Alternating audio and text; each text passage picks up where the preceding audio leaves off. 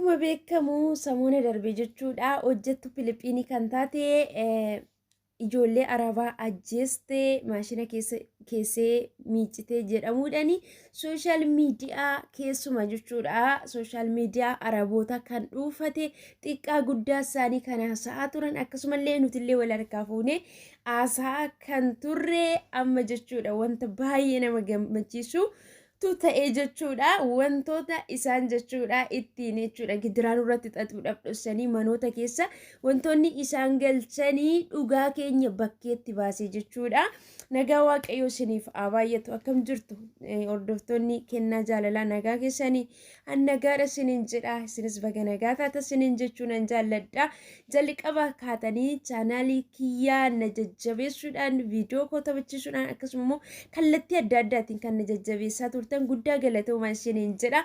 Ammas akkasumatti amileen keessan na barbaachisa waan ta'eef itti fufu isiniin jedha. Guddaa isaa galatoomaa laayik gochuudhaan immoo viidiyoo kana yoo jaalattan immoo hiriyoota keessaniif illee sheer gochuudhaan jalqabaa isiniin jedha. Obboloota kooyi akkuma beekamu jechuudha hojjettuu Filiippiinii kan taate samoona darbe keessatti jechuudha xiqqaa guddaa sooshaal miidiyaa hawaasaa keessuma jechuudha Araboonni jechuudha kan isaan dabarsaa turan jechuudha. Hamma garuu wantichi dhugaa akka hin taane mucayyoo sun rakkina guddaa keessa akka turte sana dura dhugaashillee jechuudha bakkee akka ba'ee mucayyoon immoo gara biyyaatti akka galtee tu jira jechuudha. Kana hundumaa isaayyuu isinittan himaa viidiyoo kana amma dhumatti dhaggeeffadhaa isiniin jedha. Wanti ture jechuudha hojjettuu kana mana ishiin hojjechaa turte kana keessatti anis bira jiraadhu doon taane irra deddeebi'ee namoonni baay'een jechuudha irra deddeebiidhaan kan namoonni baay'een dabarsan keessumaa namoota yeroo baay'ee sooshaal miidiyaa isaanii hordofu namoota amanamoo ta'ee wanti isaan dabarsan dhugaa kan ta'e yeroo hunda isaan irraa jechuudha irra deddeebi'ee dhaggeeffadhee isinitti himaa jira jechuudha. Mucayyoon kun iddoo ishiin hojjechaa turte keessatti baay'ee dararamaa akka turte silkiin illee ishiidhaaf eeyyamamaa akka hin taane akkasuma immoo jechuudha. Mucayyoon kun waggaa 9 guutuu jechuudha mana sana hojjechaa akka turte jechuudha miindaa malee jechuudha silkii otoo hin qabachiisin. Sanaan booddee mucayyoon kun waggaa 3 guutuu hojjettee daa'ima 3 kan qabdu biyyarraa jechuudha.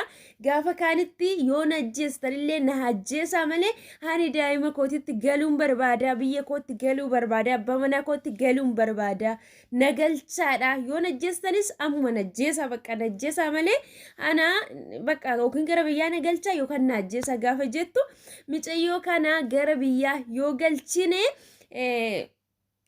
baasirraa nu himattee to'i bakka idaa ta'ullee dandeenya yookiis immoo icciitiin kun haala bahuu danda'a nu gaafachiisuu danda'a jedhanii daa'imni kun immoo durumaaniyyuu harkatti dhukkubsachaa jira waan ta'eef daa'imni kun otuma dhukkubsatu dhukkuba isaa sanaan hin boqote jechuudha. Gaafa boqotu isaanii wanti isaan godhani ani garuu jechuun ofii kiyyaa bira jiraadhe jechuudha. Yaadni akkasii daa'imni nama jalaa boqottee waan akkasii sammuun namaa hin yaada jedhee hin yaadu jechuudha. Maashina keessa kaa'uudhaan akka ishiin jechuudha gocha sana raawwatteetti poolisoota itti waamanii poolisoota qabsiisan jechuudha. Kana immoo afaan garaagaraatiin jechuudha hiikanii kan dabarsaa jiran jechuudha. Ishiin bakka bu'aa buufattee imbaasiin biyya sana jechuudha imbaasii Filiippiinii kan ta'e dhaabatee jechuudha akka inni falmaa fi ture jechuudha bakka ishiidhaa buusee jechuudha nama dhugicha baasudha jechuudha.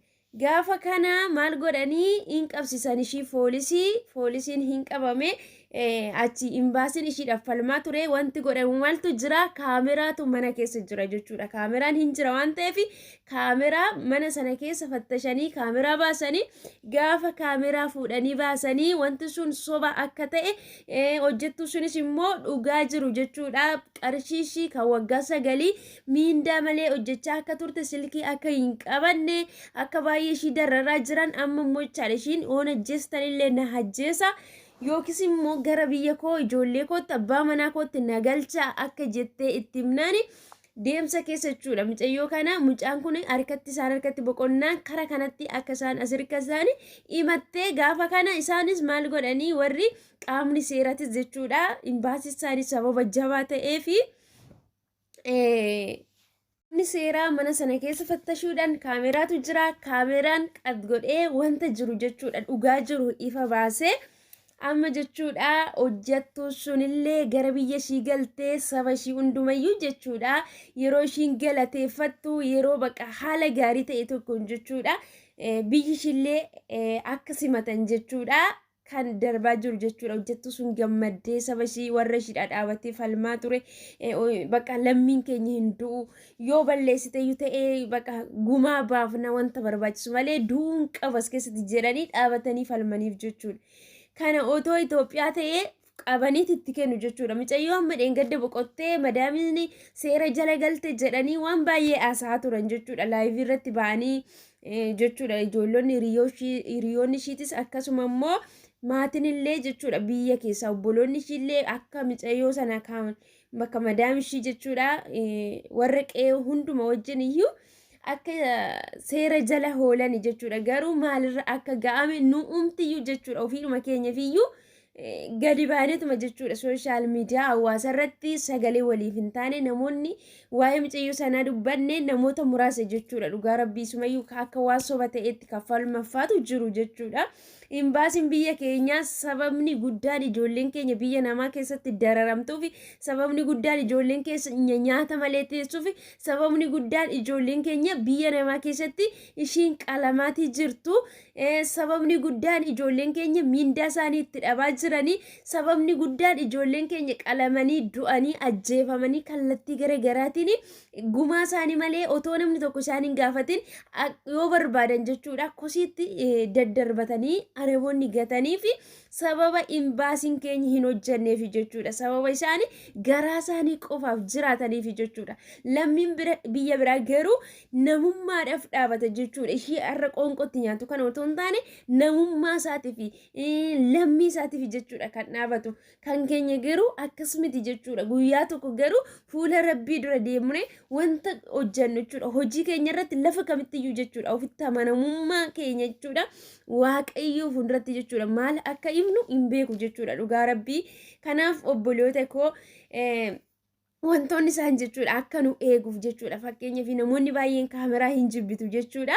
Kaameraa manatti isinii galullee hin jibbinaa gaafa tokko jechuudha. Tarii jechuudha. Keessumaa ijoollota bira kan galtan jechuudha. Mana ijoolleen jirtu gaafa isaa wanta ta'e balleessan gaafa wanti tokko ta'e dhugaa keessan jechuudha. Kaameraa sun bakkeetti baase jechuudha. Nyaata keessan immoo hin hojjettu waan ta'eefiyyuu baqa ija jabaadhatoo nyaadha. Maaliif eessatti iyyuu sin beekuu hin danda'an jechuudha. Warri sin bira jirtan suni buddeentu walitti siffidee isinirraa kan eegamu hojii keessan qofadha jechuudha. Kanaaf nyaachuun immoo namni hojjetu tokko dirqama jechuudha kan nyaatudha.